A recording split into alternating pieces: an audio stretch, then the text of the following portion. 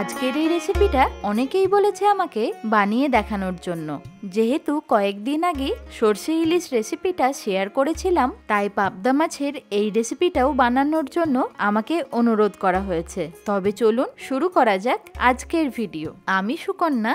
আজকে আমার ব্যাপক রান্না হলো পাবদা মাছের তেল ঝাল।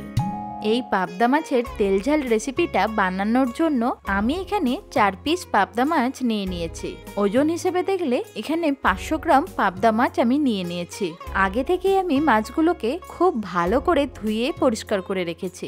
এবার এই মাছগুলোর মধ্যে দিয়ে দিতে হবে হাফ চা চামচ হলুদ গুঁড়ো, হাফ চা চামচ নুন, তার সাথে যেহেতু এটা আঁশবিহীন মাছ তাই 1 থেকে 2 চামচ সরষের তেল এর মধ্যে দিয়ে দেব। এইভাবে যদি নুন হলুদের সাথে অল্প একটু সর্ষের তেল মাখিয়ে দেওয়া হয় তাহলে দেখবেন ভাজার সময় মাছগুলো আর ফাটবে না।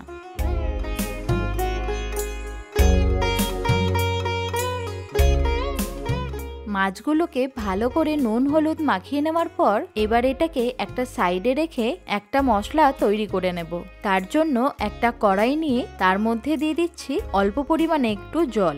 এবার একটা মাঝারি সাইজের টমেটো নিয়ে তার পিছন দিকটাকে এইভাবে চারিদিকে হালকা করে চিড়ে দিয়ে এটাকে সেদ্ধ করে নিতে হবে। তার সাথে 2টো কাঁচা লঙ্কাও এর মধ্যে দিয়ে দেব। এবার একটা ঢাকা দিয়ে এটাকে ততক্ষণই সেদ্ধ করে নিতে হবে যতক্ষণ না টমেটোটা ভালোভাবে সেদ্ধ হয়ে যাচ্ছে। অন্যদিকে আমরা আরো একটা মশলার ঘোল বানিয়ে নেব। তার জন্য একটা বাটি নিয়ে এর মধ্যে দিয়ে দিচ্ছি হাফ চা চামচ ধনে গুঁড়ো, হাফ চা চামচ জিরে গুঁড়ো, তার সাথে হাফ চা চামচ কাশ্মীরি লঙ্কার গুঁড়ো। এবার সামান্য একটু ঝালের জন্য দিয়ে দিচ্ছি 1/4 চা চামচ লাল লঙ্কার গুঁড়ো। এর সাথে দেব 1 চামচের 4 ভাগের 1 ভাগ হলুদ গুঁড়ো। তার সাথে দিতে হবে স্বাদমতো নুন। এখন অল্প পরিমাণে একটু জল দিয়ে এটার একটা ঘোল বানিয়ে রাখবো। এইভাবে যদি আগে থেকে এরকম মশলার ঘোল বানিয়ে রেখে দেওয়া হয় তাহলে রান্না করার সময় মশলাগুলো আর পুড়ে যাবে না। এইদিকে এতক্ষণে টমেটোটাও বেশ ভালো মতো সেদ্ধ হয়ে গেছে। যেহেতু এই টমেটোর খোসাগুলো সেদ্ধ হয় না তাই একটা টঙের মাধ্যমে এই খোসাগুলোকে ফেলে দিতে হবে। এবার এই টমেটোটাকে আর লঙ্কাগুলোকে একটা প্লেটের মধ্যে তুলে রাখবো। এখন একটা মিক্সির জার নিয়ে এর মধ্যে দিয়ে দিতে হবে হাফ ইঞ্চি আদার টুকরো। তার সাথে যে টমেটোটা সেদ্ধ করে রেখেছিলাম ঠান্ডা করে নেওয়ার পর এটাও এখন দিয়ে দেব। তার সাথে সেদ্ধ লঙ্কাগুলোকেও দিয়ে দেব। এই সব কিছুর একটা সুন্দর পেস্ট তৈরি করে নিতে হবে। এবার একটা কড়াই নিয়ে এর মধ্যে দিয়ে দিচ্ছি 50 থেকে 60 ml সর্ষের তেল। গ্যাসের ফ্লেমটাকে হাই রেখে তেলটাকে ভালো করে গরম করে নিতে হবে। মাছগুলো যাতে কড়াইয়ে না লেগে যায় তার জন্য দিয়ে দিচ্ছি হাফ চা চামচ নুন। এবার মাছগুলোকে তেলের মধ্যে দিয়ে ভালো করে 2টো সাইডই ভেজে নিতে হবে। যেহেতু পাবদা মাছ ভীষণই নরম হয় তাই জন্য আমি ব্যাচ ওয়াইজ মাছগুলোকে ভেজে নিচ্ছি। একটা সাইড ভালো করে ভাজা হয়ে গেলে আর একটা সাইডকে সাবধানে উল্টে নিয়ে ভেজে নিতে হবে। 2টো সাইডই ভালো করে ভাজা হয়ে গেলে মাছগুলোকে তুলে রাখবো। একইভাবে বাকি মাছগুলোকেও ভেজে নিতে হবে।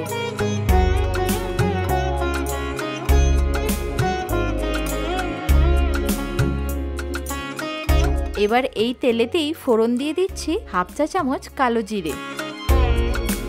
তার সাথে একটা শুকনো লঙ্কাকে ফাটিয়ে দিয়ে দেব। ফোড়ন থেকে সুন্দর গন্ধ বেরিয়ে এলে আগে থেকে বেটে রাখা টমেটো, আদা, কাঁচা লঙ্কার পেস্টটাকে এই সময় দিয়ে দিতে হবে। এবার এই মশলাটাকে ততক্ষণই কষিয়ে নেব যতক্ষণ না আদার কাঁচা গন্ধটা বা মশলার কাঁচা গন্ধটা চলে যাচ্ছে।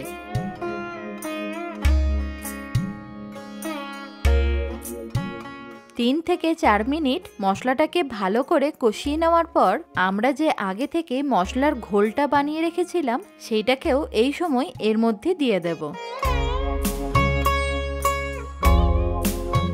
আবারও এই মশলাটাকে বেশ কিছুক্ষণ সময় নিয়ে কষিয়ে নিতে হবে। ধীরে ধীরে দেখবেন মশলা থেকে বেশ ভালো মতো তেল বেরোতে শুরু করবে। এইভাবে আপনারাও একবার পাবদা মাছের তেল ঝাল বানিয়ে দেখবেন। যেমন তার স্বাদ তেমন তার গন্ধ। না এতে কোনো সর্ষে থাকে বা না কোনো পোস্ত। এই একই পদ্ধতিতে ইলিশ মাছের তেল ঝালও বানিয়ে নিতে পারেন।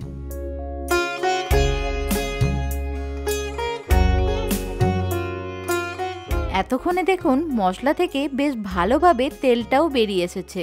এবার গ্রেভির জন্য দিয়ে দেব 500 ml উষ্ণ গরম জল। চেষ্টা করবেন রান্নায় সবসময় উষ্ণ গরম জল ব্যবহার করার, তাহলে দেখবেন স্বাদটা ভীষণ সুন্দর হবে।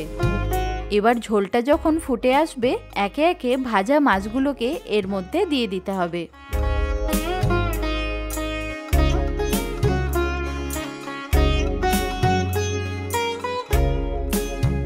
মাছগুলো দেওয়ার পর আবারও 2 থেকে 3 মিনিট ভালো করে ফুটিয়ে নিলেই তৈরি হয়ে যাবে আমাদের পাবদা মাছের তেল ঝাল।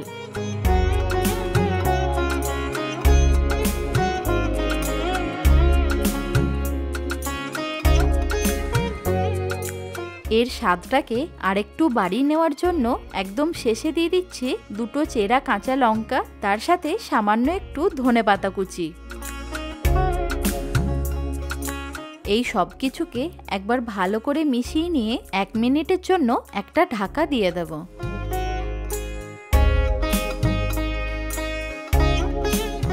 ব্যাস, এবার গরম গরম পরিবেশন করে নেওয়ার পালা।